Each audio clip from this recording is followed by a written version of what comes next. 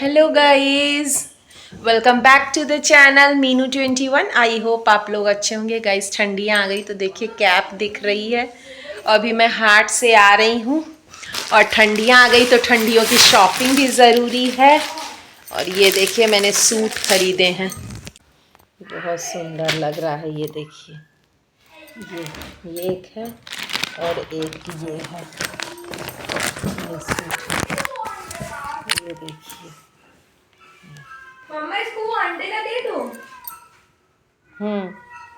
इसको नहीं, दोनों को, मुन्नू को भी।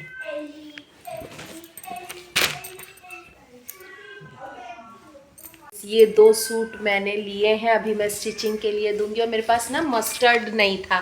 वैसे तो मेरे पास मोटे वाले जो सूट पीसेज आते हैं ना, कॉर्ड सेट वैसे हैं, तो वो बहुत थिक होते हैं ज़्यादा ठंडियों के लिए।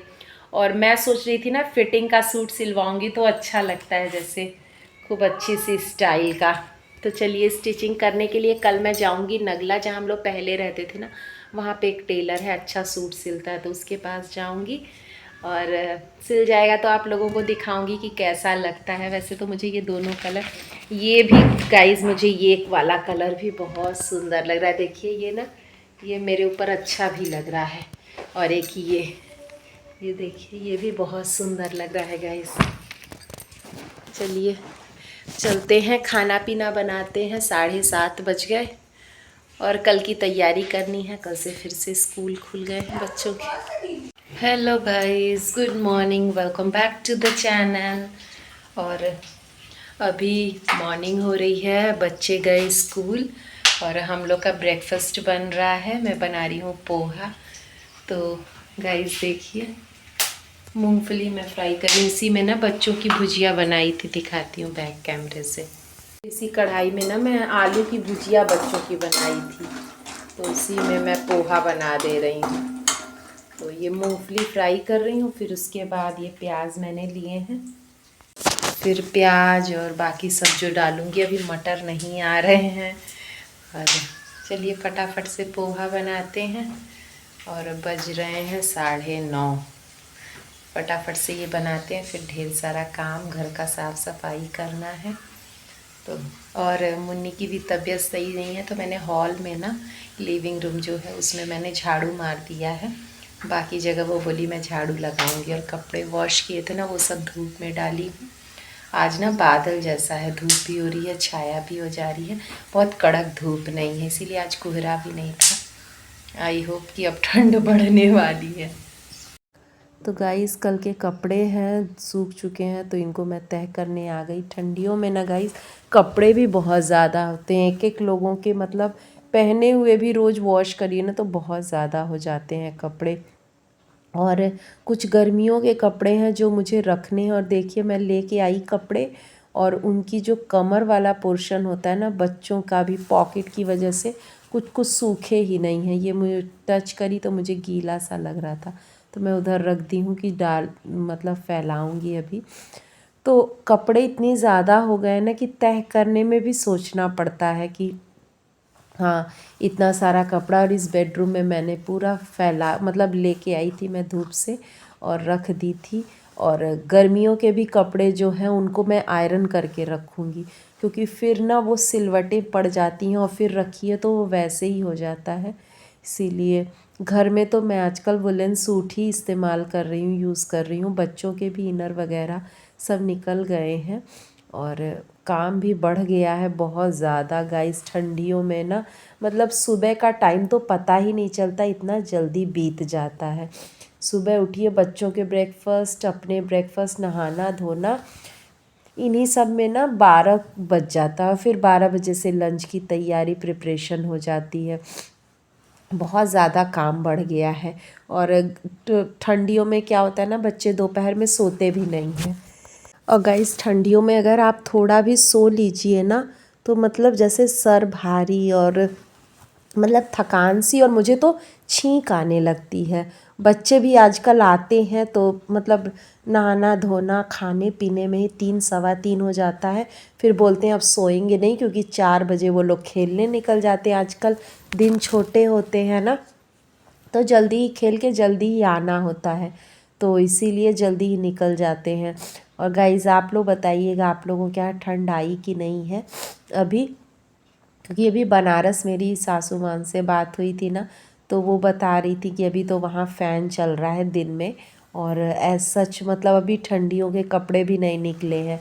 तो वहाँ पे ना थोड़ा लेट ही ठंड आती है और बहुत कम दिनों के लिए। यूपी में मैं देखती हूँ ना बहुत कम दिनों के लिए ठंड पड़ती है, बस वही दिसंबर लास्ट में बस जो भयंकर वाली ठंड कोहरा वगैरह पड़ता है, नहीं बाकी टाइम तो वहाँ गर्मी जैसा। और जनवरी लास्ट से ही ना वहाँ अच्छी खासी मतलब ठंड बिल्कुल चली जाती है। तो वहाँ पे मुझे लगता है ना कि जो बड़े मोटे मोटे बॉम्बर्स जैकेट वगैरह होते हैं ना, उनका बहुत ज़्यादा यूज़ नहीं हो पाता है। और यहाँ पे तो पूछिए मत, मतलब आप सोच भी इमेजिन भी नहीं कर सकते कि आप गर्मी वाले कपड़े पहन के आपकी ठंड मतलब स्वेटर पहन के आपकी ठंड चली जाएगी। लिटरली यहाँ मतलब 3-4 कपड़े मोटे मोटे पहनने पड़ते हैं। जब बहुत ज़्यादा ठंड पड़ती है ना तो गाइज़ कंधा दुखने लगता है पहनते पहनते, मतलब इतनी ज़्यादा वो लेयरिंग हम लोग करते हैं कि बिल्कुल लिटरली कंधे मेरे दुखने लगते हैं।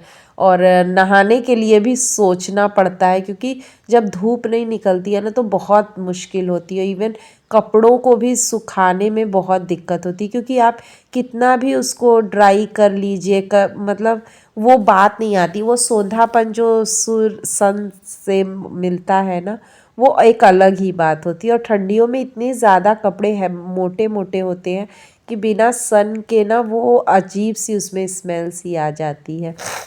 तो इसीलिए मतलब मुझे ना बहुत ज़्यादा गर्मी पसंद है ना बहुत ज़्यादा सर्दी पसंद है। हाँ, जो मौसम अक्टूबर का या फरवरी मार्च का होता है ना, वो मुझे बहुत ज़्यादा पसंद है। हेलो गाइस, ये देखिए मेरा एक पार्सल आया है और मैं बिल्कुल भी पेशेंट नहीं हूँ। नंदलाल आए थे क्यारी का काम करने के लिए।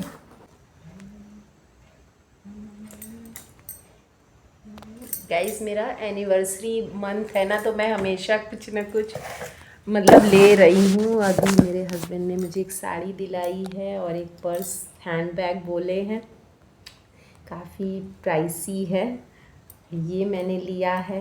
और भी बहुत कुछ अभी लेना बाकी है गाइस, तो आई एम लविंग दिस।